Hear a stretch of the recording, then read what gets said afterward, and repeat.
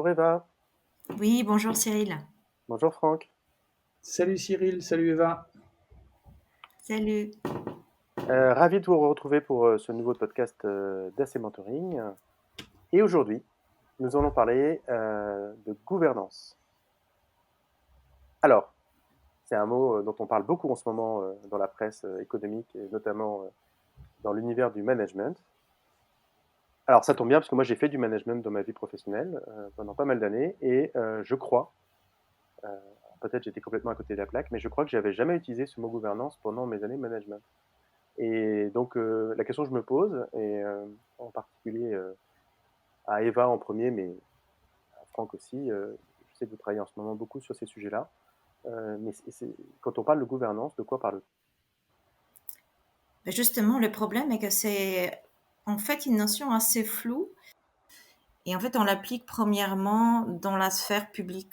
C'est un anglicisme qui arrive dans les années 80, 90 euh, et qui décrit une situation de gestion d'entreprise ou d'organisation, parce que pas d'entreprise, d'organisation complexe et qui Tu, nécessite tu veux dire par exemple dans la gouvernance mondiale? absolument. Euh, D'accord. Ça implique toujours une complexité. Donc, très souvent, on applique, par exemple, on parle de la gouvernance de l'ONU ou de l'Union européenne.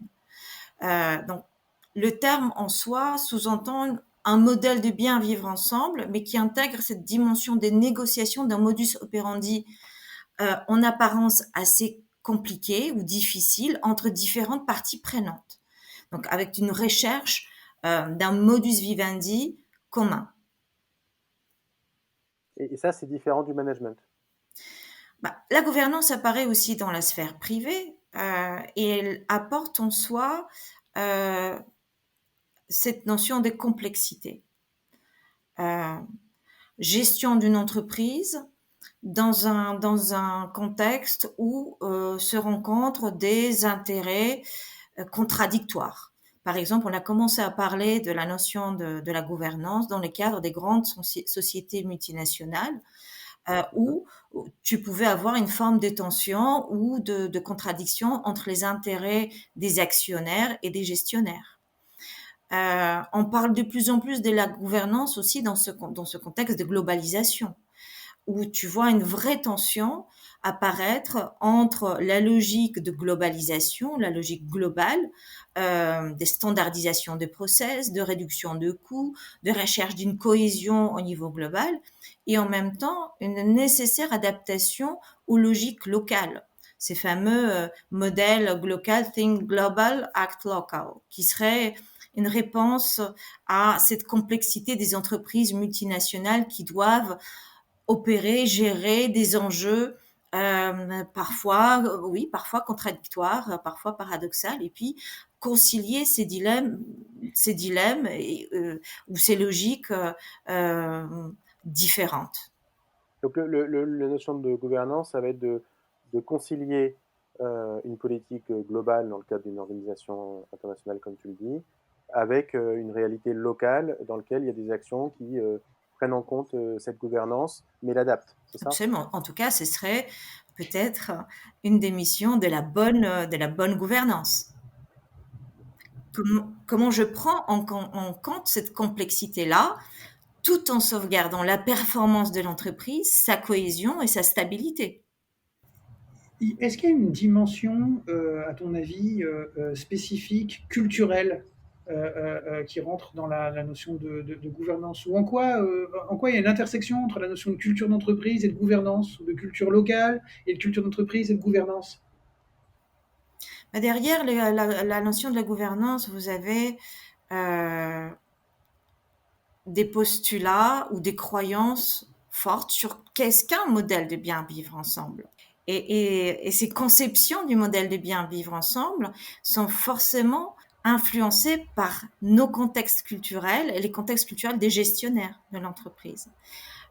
Donc, même si on parle des entreprises globales, et ça, je rejoins très fortement ces postulats d'Olivier Herman, hein, quand il décrit la culture organisationnelle, qui est toujours quelque part influencée par les faisceaux de conviction des gestionnaires, donc ceux qui sont au siège de l'entreprise. Donc Danone a beau être une grande entreprise internationale, dans son mode de fonctionnement, on retrouve quand même des postulats qui sont très liés à la culture française. Google est bien une entreprise globale et pourtant on peut retrouver dans son mode de fonctionnement aussi dans quelques éléments de la culture américaine. Ou pareil pour Bosch, on peut retrouver des fondements de la culture allemande quelque part également dans son mode de fonctionnement.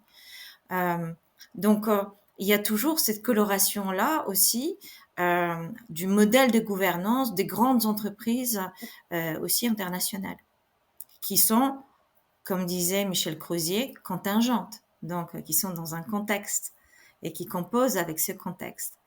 Et ces contextes aujourd'hui deviennent extrêmement divers et complexes. Ils sont nés quelque part, les gestionnaires portent en soi des convictions fortes, mais ils doivent évoluer dans un monde qui est différent, où ils doivent aussi être confrontés à cette altérité, la diversité culturelle. C'est là la tension qu'on peut voir entre global et local, justement. Entre global, en tout cas global, qu'on peut déjà appeler le modèle d'origine, si on peut dire ainsi, parce que dans le global, il y a toujours une forme de coloration culturelle des gestionnaires, de ces faisceaux de conviction des gestionnaires. Quand tu parles de monde complexe, de globalisation, et que ça impacte finalement le vivre ensemble, la gouvernance, est-ce que ça a un rapport avec la notion de VICA, l'acronyme volatilité, incertitude, ambiguïté, complexité? Alors Eva ou Franck, hein, chacun peut répondre. Est-ce que c'est un lien avec cette notion-là? Pour moi, c'est une recherche de réponse à cet acronyme VICA, effectivement. Comment donner du sens à un monde qui est volatile, incertain, et qui en soi apporte des univers d'essence très, très différents. Oui, oui, c'est comment on négocie un modus vivendi commun dans ce monde très complexe. Et donc la gouvernance est une recherche, effectivement, des réponses à cela. Franck, tu veux compléter? Oui, en écoutant Eva parler, et puis par rapport à certaines remarques que je m'étais faites par le passé, moi je me suis toujours dit que la gouvernance c'était un mot qui était venu combler un vide. Et que c'était en fait une espèce d'approche méta. Il fallait il fallait décider de comment on allait décider. Il fallait organiser la façon dont on serait organisé. Et comme l'organisation d'organisation ou la décision de décision, ça faisait quand même quelque chose d'assez laid, le terme gouvernance a pu trouver ainsi une place. J'ai effectivement l'impression que, alors que les certitudes disparaissent, alors que le monde devient de plus en plus rapide et donc volatile, alors que ce qui est vrai à un instant ne l'est plus l'instant d'après, il est bon d'avoir des personnes qui se posent la question de est-ce que la façon dont nous nous organisons, est-ce que la façon dont nous décidons de nos priorités, est-ce que la façon dont nous pilotons notre quotidien est la bonne? Et donc la remise en cause des schémas habituels, on pourrait dire des modèles mentaux presque, ça peut être un des sujets de la gouvernance, même si au quotidien, dans les entreprises avec lesquelles je travaille, je ne vois pas tout le temps une différence forte entre ce qui est du domaine de la gouvernance et ce qui est du domaine de ce que moi, il n'y a pas encore tellement longtemps, j'appelle le management. Bon, je ne sais pas si tu as une opinion là-dessus, Eva, mais... En fait, je rejoins un peu ce que tu as dit sur l'articulation méta des modèles mentaux en œuvre. Je pense que là, on se rejoint complètement, hein. La gouvernance, c'est aussi nécessite une posture réflexive, puisqu'on a des modèles mentaux différents, nos modes de fonctionnement sont différents, donc on doit le comprendre pour pouvoir les articuler. Et tu as aussi raison quand on parle beaucoup plus de management que de la gouvernance, parce que comprendre son modèle mental est une chose extrêmement difficile, inconfortable, et qui nécessite une très grande remise en question parfois. Et donc, personne n'aime être dans une situation inconfortable. Et pourtant, cette prise de recul, cette prise de hauteur ou cette notion méta est indispensable pour la bonne gouvernance. C'est vraiment plein de sens ce que vous me dites. Ça me permet de comprendre beaucoup mieux pourquoi on utilise ce mot-là. Donc déjà, je voudrais vous remercier. Ça me fait venir d'autres questions. Je me suis intéressé évidemment comme vous le savez, récemment à des sujets autour de nouveaux modes de gouvernance. J'ai en tête un livre écrit par un auteur qui s'appelle Frédéric Laloux, qui a écrit un livre qui parle des nouveaux modes de fonctionnement ou de comment travailler autrement. Il appelle ça réinventer les organisations. J'ai aussi en tête un livre qui s'appelle L'entreprise du vivre ensemble de Yves Cavarec sur la gouvernance évolutive, partagée, distribuée, agile, j'en passe et des meilleurs, réactive, adaptative. Pourquoi on parle aujourd'hui de toutes ces notions-là avec le mot gouvernance par rapport à ce que vous avez expliqué? C'est quoi cette mouvance de gouvernance adaptative, distribuée, partagée? C'est quelque chose qui est en lien avec l'évolution du monde que vous avez évoqué avant, ou finalement c'est une mode et c'est quelque chose qui est un peu une tendance du management voilà, c'est ça que je me pose comme question. Je crois que dans un monde où on peut discuter en un clin d'œil avec l'autre bout de la Terre, dans un monde où on n'a aucune certitude de pourra-t-on se réunir à 6 la semaine prochaine.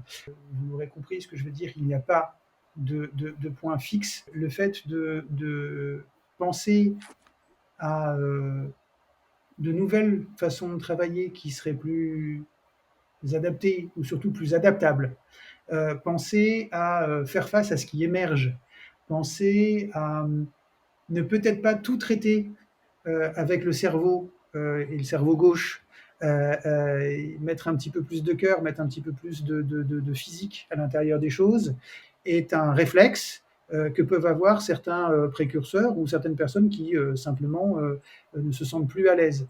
À partir de ce moment-là, lorsque l'on décide de réfléchir en prenant du recul à la façon dont on s'organise, eh bien on peut essayer d'introduire de nouvelles façons de fonctionner, notamment en multipliant les sources d'idées et donc en demandant à des acteurs qui jusqu'à maintenant étaient peu sollicités sur le pourquoi ou le quoi des choses, mais qui s'occupaient de travailler sur le comment, on peut peut-être mieux s'adapter, mieux répondre, pratiquer un équilibre certes instable, mais néanmoins un équilibre. Et donc, effectivement, les nouvelles façons de travailler, il n'est pas du tout surprenant qu'elles appartiennent au domaine de la gouvernance, c'est-à-dire de la réflexion sur comment une entreprise devrait s'organiser. C'est plus de la simple gestion, c'est ça que tu dis? Oui, c'est ça. C'est-à-dire qu'on n'est plus dans traiter le quotidien, la fin de mois, le quarter, le cours de la bourse, mais plutôt sur comment faire en sorte qu'on soit encore là, malgré tout ce qui se passe, dans la durée, en étant performant et pérenne.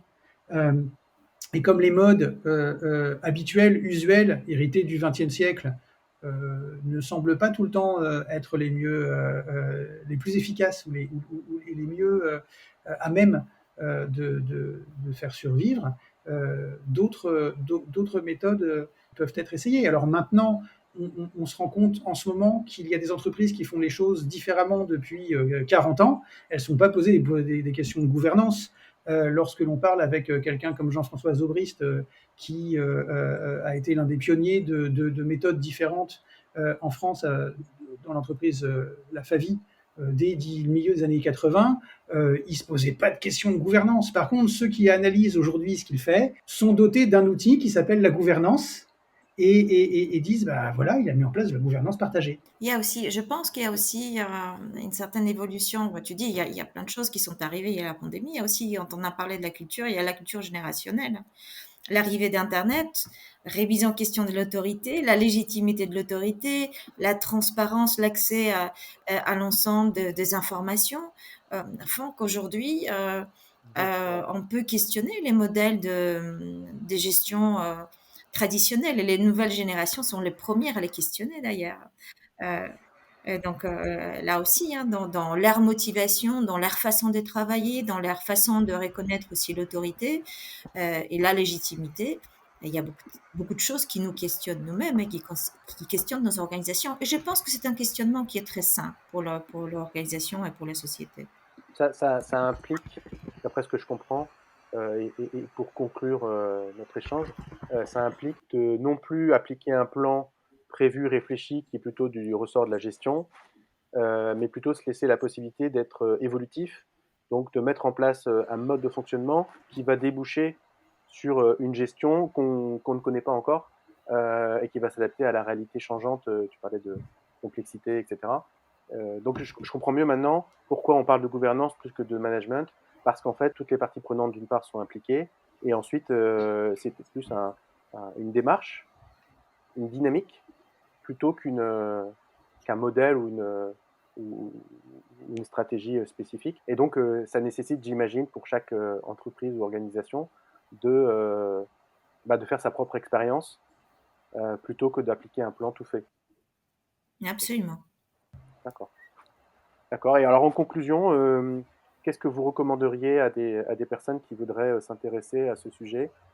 Quelle serait la première étape pour qu'ils repartent de ce podcast avec une première action? Pour ma part, c'est de ne probablement pas se focaliser sur les mots, mais plus sur le concept derrière. Il est intéressant de temps en temps, à minima de temps en temps, de s'arrêter, de faire un pas de recul ou un pas de côté et de réfléchir à l'origine et aux raisons, aux intentions qui sont derrière le fait que l'on s'organise plutôt ainsi ou que l'on traite plutôt des situations de telle manière que d'autres. Et dès que l'on est dans une position de leadership, quelle qu'elle soit, quel que soit le niveau auquel on est dans une entreprise, réfléchir régulièrement, de façon rétrospective, critique, mais aussi détachée, c'est faire de la gouvernance, à mon avis. Et donc, peu importe comment on l'appelle, c'est sans doute le seul moyen de ne pas être figé dans des convictions passées, et donc le seul moyen de continuer à faire évoluer le périmètre dont on est en charge en tant que leader pour qu'il sans cesse s'adapte à la réalité auquel il fait face et sans cesse rendre service, le meilleur service possible à son ou ses clients. Bah, pour mettre le point sur les i, peut-être aller aussi dans ton sens, moi je citerai Nietzsche qui disait la plus grande stupidité humaine, c'est d'oublier pourquoi nous accomplissons des choses. Et la bonne gouvernance, c'est justement de se poser des bonnes questions. Pourquoi nous faisons certaines choses et puis interroger notre comment sans cesse. Et puisque la réalité autour de nous nous oblige à nous questionner sans cesse. Bah, écoutez, merci beaucoup. Ça sera le mot de la fin, magnifique mot de la fin, Eva, merci. De toute Merci. façon, ce n'est que le premier épisode, puisque nous reviendrons vous parler de gouvernance et de surtout comment on le met en œuvre aujourd'hui dans différentes organisations. Merci à vous et à très bientôt. Merci Cyril. Merci beaucoup.